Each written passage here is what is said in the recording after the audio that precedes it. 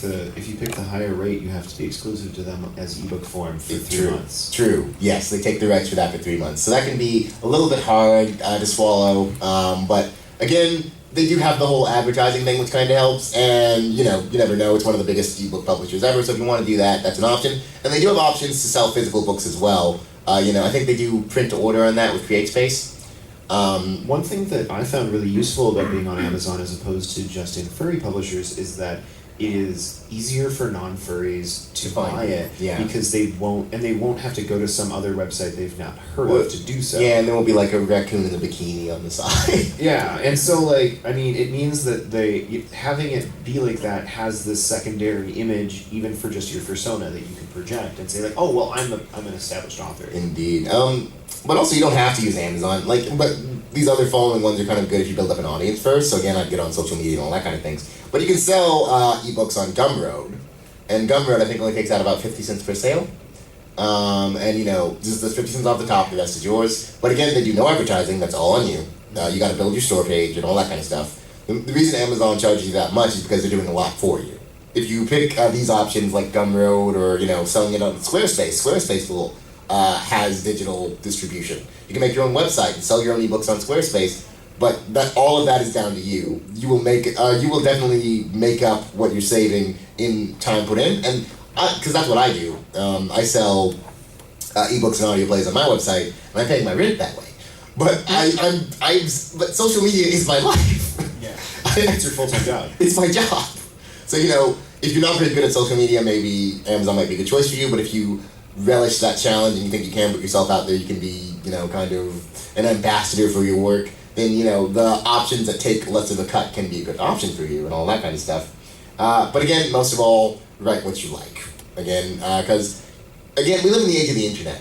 If you like, I don't know, crab people doing macrame, there's probably someone else who does. And you can find them. Write what you love and people will find you, because if you write what you hate, the people who love it can tell. Yeah. So if you're writing science fiction but you hate science fiction, the people who love science fiction will sniff you out in a minute. So why waste time doing that? Do what you love, because if you're going to, there's a saying, writing is easy, just lean over a keyboard and bleed. And if you're going to bleed for something you love, don't bleed for anything. Yeah. And that's all super important. I think, I'm at the questions. I made it under time for once. Huzzah! But anyway, if anyone has questions, feel free to ask. Yes. Okay. So you would truly recommend I probably already asked this question. Oh, ask away.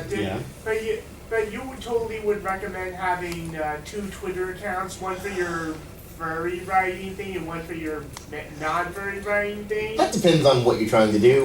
Kyle Gold only has the one Twitter account, he's doing fine. But if you do want to get into YA publishing at some point, then having a Twitter account with kind of racy things on it can make it kind of hard, because these days, if someone's publishing you, they will check your social media. So it depends on how you want to represent yourself and what you're comfortable with. What is your brand, basically? My brand is if I wanted to get totally into furry publishing, I think I would do more clean SFW work. That's fine. And on my primary author thing, I kind of want to be a writer of children's novels, basically. Yeah. Now, like I said, if you're doing children's novels and your Twitter's kind of full of some racier things, I kind of compartmentalize, because they look into that, and even though even though that shouldn't affect what you can do in the world, there's all those kind of rabble sort of folks. That reminds me of something I meant to put in here, but I didn't, because I do think at the last minute. As far as looking for publishers and things outside of the furry fandom, one thing I would keep, a lot of people get commissions of the things they write, and they kind of put that out there with oh, this will appear in such and such story or whatever. You probably didn't buy the out and out rights to that image or whatever, because I see a lot of people trying to get furry published. They just use some random commission that they got as a talk to your artist. Yeah, talk to your artist about that, because if you didn't buy the rights, you got them to make that, but they didn't sell you the distribution rights to it.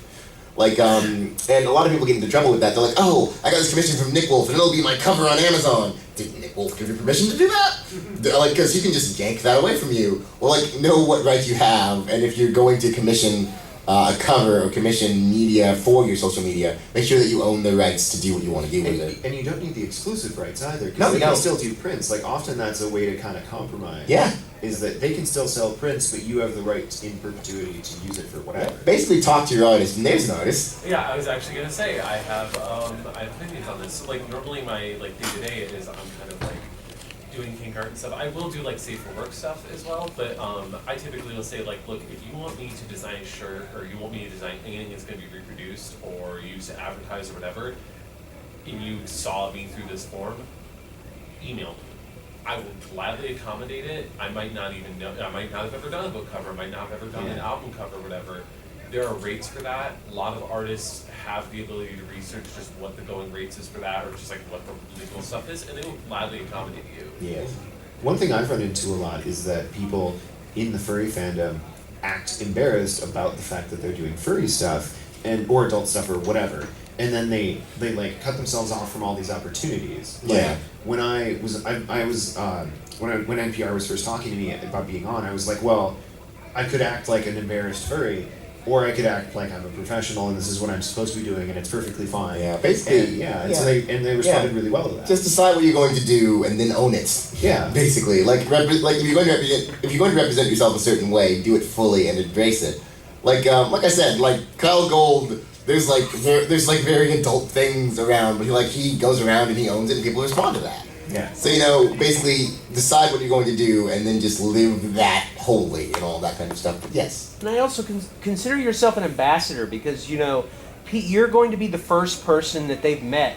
Yes, or the Interested in first that thing. person. Right. Go to your room. There's the So fun dungeon. There we go. you can either act embarrassed and then they're going to have that impression, or you could say, "Oh, it's a thing I do. Oh, that's cool." And now they're going to think about you being that you were just cool with it. You weren't weird. Yeah, exactly. Yeah. Yes. I actually can think of a pretty recent event of that. I remember when that game, The Pirates Day, came out. Yes. It was like there were like gaming websites like talking to these people, and it's like they're like the names are going by on there. It's very clear like what they do. If you want to go see like the kink art they do or the kink writing they do, it's right there, and it's a little bit of the game. But like they're just like, yeah, this is what we work Yes. on, and people were like, yeah, it's cool. It's what? Pirates Fate is an interesting transformation game on Steam, which I haven't played yet, but she's been trying to get me to play it for months. It's a visual novel. It's a visual novel. It's really, really good if you like transformation, which I know that guy does.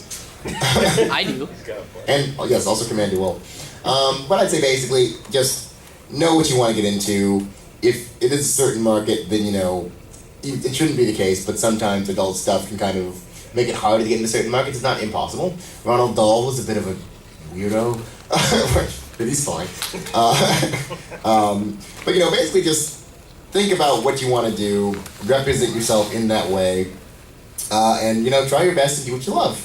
And keep doing what you love and do what you love every day until something happens. Yes. So, I mean, how do you feel about getting sort of the same way with different Twitters? How do you feel about separating your different pin names for different genres? Like, if I want to write... Oh, I do that. Yeah. You do? Okay.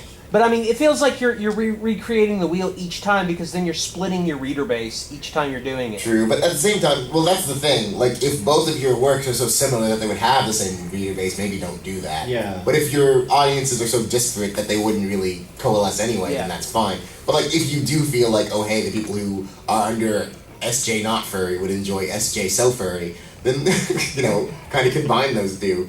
But...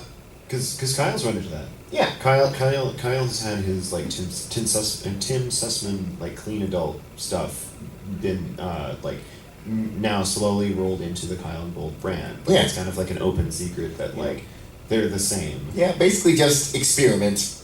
Like, if something fails, it's not the end of the world. If something goes well, yay! Something good happened. But, you have to tool around. And, for one, before you get really concerned about how to split your audience, get an audience. Yeah. Well, that's the main thing. Like, a lot of people are thinking, oh, what color am I going to paint my car before they've signed any paperwork? Or, gotten a job. So that's my main thing. And also, I think we've got 2 minutes, so if anyone would like to ask a question in these 2 minutes. Yeah, is there anyone who hasn't asked a question, want a question in? Yes, any I see you quiet people brooding and thinking, yes, you and the ears. Do you have any kind of opinion about Patreon? I have a Patreon. I think Patreon is quite good, although I wish it was a little bit easier to navigate, a bit kinder with its behind-the-scenes things, but... It's not very user-friendly. It's not super user-friendly. We can also get, like, a coffee gold, and there's a lot of other things you can use. But like I said, I sell stuff off on my website to pay my rent, and I work from home, and it's very, very nice. And Patreon gets me, like, an extra, nearly $300... Yeah, it gives me an extra $300 a month. Like, that's groceries for, like, almost 2 months, because I eat like a bird. I'm a skinny skeleton man. But like, yeah, if you can swing a Patreon, get a Patreon. There's no reason why not to. But the main thing to consider there is Patreons have goals and like audience engagement. So that will be an extra social media thing that we have to add to your job of, you almost have like customer service very nearly. So like if you don't think you can do all of that stuff, then maybe other options would be better, like just having a coffee page, like plugging it on your social media. There's no obligation for that. And you can sometimes make more. Like I put out my coffee link, and sometimes I make more than the Patreon. But that's the main thing. Before you even think about a Patreon or a coffee, get an audience that will use those things. And the best way to get an audience is to just kind of, in your spare time, really dive into the thing you love, really dive into just doing it, really dive into just putting it out there so people can find you. Because if you're dreaming, I've got this wonderful idea for a story, I'm one with the zeitgeist of the universe, people are going to automatically Professor X that out of your head and say, I love your imaginings. That doesn't happen. Yeah. Yeah. So, just get out there and do the thing. Just do it. Just do it. Don't let your dreams be dreams. Don't let your dreams be dreams. Go climb Mount Everest. Just do it. Yes, you can. Anyway, yes. Again, I'll be here all Sunday. If you see me around the convention, feel free to say hi. I haven't got business cards, but if you want a sticker, I'll give you a sticker. Me? Yay. Yes. Yes. And I haven't had any coffee yet, so I'm going to see about that. Okay.